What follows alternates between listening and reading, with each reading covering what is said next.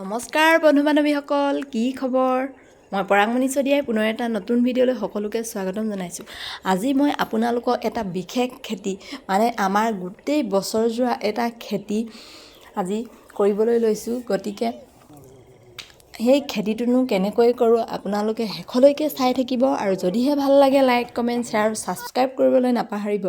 আৰু তেন্তে দেৰি নকৰি বলক ভিডিঅ'টি আৰম্ভ কৰোঁ। এয়া চাওক, এইখিনি হৈছে বিলাহী আলু। মানে ঠাই ভেদে ইয়াৰ বহুতো নাম আছে, যেনেকৈ গুটি আলু, সৰু আলু, কণ আলু, তেনেকুৱা ফুল আলু, তেনেকুৱা ধৰণে। আৰু আমি ইয়াক বিলাহী আলু বুলি কওঁ। আৰু এইটো খেতি আমাৰ গোটেই বছৰে যোৱা খেতি। এই আলুবিধ বহুত মানে লাষ্টিং কৰে, মানে সোনকালে বেয়া হৈ নাযায় আৰু আমাৰ গোটেই বছৰ খায়ো, কঠীয়া ৰাখিও আৰু বিক্ৰী কৰিব পাৰোঁ। আৰু এই আলুবিধ মানে প্ৰায় মানুহৰে প্ৰিয়।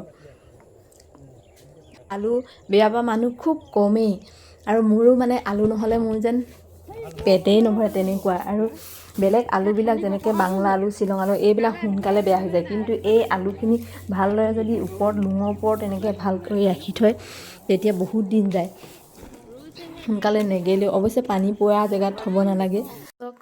ভালকৈ মাটিখিনি চহাই মানে মৰিয়াই এনেকৈ আলু পাতিখিনি নাঙলেৰে ধুনীয়াকৈ পাতি খান্দি ল'ব লাগিব। এয়া চাওক আমাৰ ভিনদেউৱে কেনেকৈ পাতি খান্দিছে। আৰু সেই পাতিয়ে আলুটো মানে এটা প্ৰয়োজন অনুসাৰে দি যাব লাগিব। মাটিখিনি 3বাৰকৈ ট্ৰেক্টৰে চহাই মৰিয়াই গোবৰ সাৰ দি ধুনীয়াকৈ মিহি কৰি লোৱা হৈছে। আৰু ইয়াতে বেলেগ ৰাসায়নিক সাৰ ব্যৱহাৰ কৰা নাই, আমাৰ ঘৰৰ গোবৰ সাৰেই দিছোঁ। আৰু বেছি সাৰ হ'লেও আলুবিলাক ফাপৰে ধৰে। এয়া চাওক আলু কেনেকৈ পাতিয়ে দিব লাগে, মানে এটা জোখত আৰু এহাত কেনেকৈ দিছে, বেছি ওচৰ নহয় বেছি দূৰো নহয়, তেনেকৈ দিব লাগিব।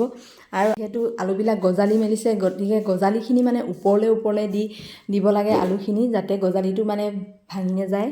এই গেট আপটো দেখিছে চাওক, এইটো মানে কি হয়, কাপোৰে যদি ৰ'দত ভালকৈ মেৰিয়াই লয়, ভিতৰখন মানে ঠাণ্ডা হৈ থাকে, তেতিয়া ঘামবোৰ চাদৰখনে শুহি লয় আৰু ভিতৰ মানে ঠাণ্ডা হৈ থাকে, গৰম নুঠে। সেইকাৰণে মই মানে ৰ'দত কাম কৰিবলৈ হ'লে এনেকৈ চাদৰখন ভালকৈ মেৰিয়াই লওঁ। আৰু এইটো ফৰ্মুলা আপুনিও ইউজ কৰিব পাৰে আৰু তেনেকৈ মানে ৰ'দত কাম কৰি খুব ভাল পাব। আৰু এইফালে চাওক আমাৰ বায়ে আলু ৰুই গৈছে, আৰু ভিনদেউৱে আলু যিবিলাক পাতিত মানে নাঙল ভালকৈ লগা নাই সেইবোৰত কোৰেৰে আৰু ভাল কৰি দিছে পাতিটো। তাৰপিছত সকলোৱে মিলি আমি কিমান আনন্দৰে এই আলু ৰুইছোঁ।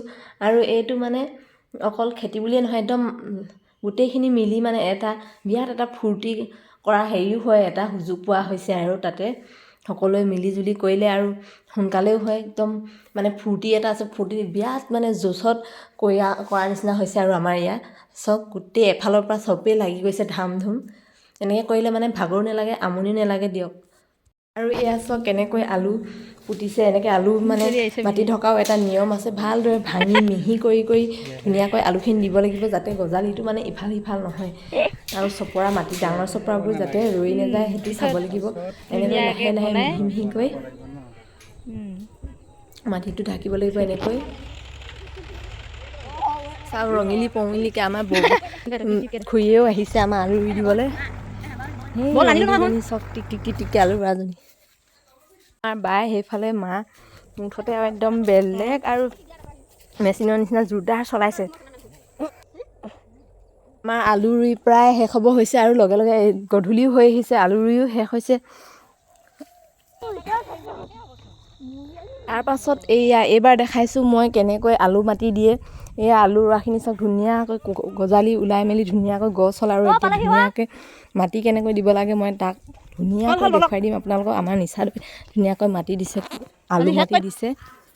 এয়া চাওক, মানে সেই আলু ৰোৱা দিনৰ পৰা ভিডিঅ'টো দিম বুলি মানে দিব পৰা নাছিলোঁ। আলু এয়া মাটি দিও আলু দুদিনৰ পাছত খান্দিবই হ'ল, এতিয়াহে ভিডিঅ'টো দিব পাৰিছোঁ। সদায় ভাবোঁ আজি দিম, কিন্তু থাকি গৈছিলে, আজি দি দিছোঁ। আৰু ভিডিঅ'টি শেষলৈকে চোৱাৰ বাবে আপোনালোকক ধন্যবাদ জনাইছোঁ।